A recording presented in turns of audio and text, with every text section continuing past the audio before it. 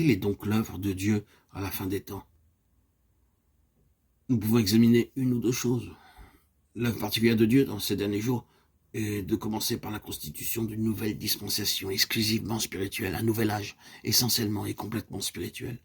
Dans Hébreux 12, 27, nous avons ces mots. Une fois encore, indique le changement des choses ébranlées comme étant faites pour un temps, afin que les choses inébranlables subsistent. Ce mot changement signifie vraiment le transfert ou la transposition vers une base différente. Le fait que cela soit dit à la fin de la lettre aux Hébreux est significatif, parce que cette lettre est pleine de ce système terrestre du judaïsme, avec toutes ses formes, son rituel, ses artifices et sa spécificité.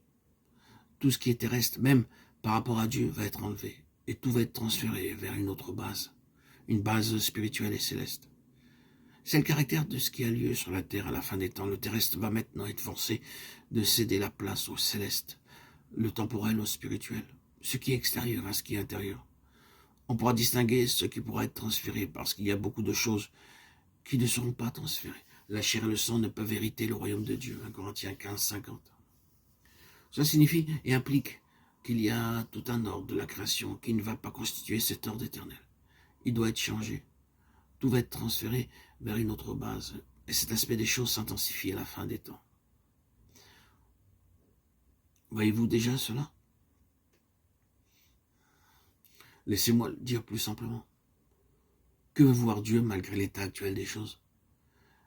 C'est que ce qui est temporel soit ôté et que ce qui est seulement spirituel demeure. Un processus doit donc s'intensifier pour mettre en évidence le spirituel. N'en sommes-nous pas là?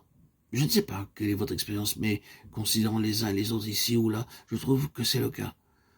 Nous n'avons jamais vu un tel conflit, une telle pression et des difficultés spirituelles comme nous en avons maintenant. Les choses semblent s'amplifier démesurément. Est-ce que ceci ne peut pas en être l'explication?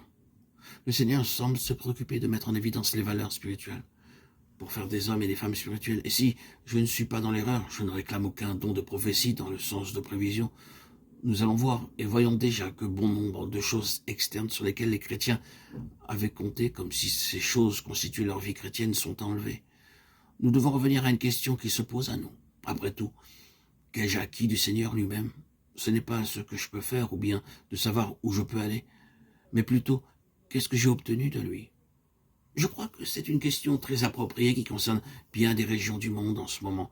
Et cela ira en argumentant de plus en plus pour que tout ce qui est extérieur soit réduit à l'extrémité. Maintenant, nous sommes à l'heure de test. Qu'est-ce que j'ai dans mes mains?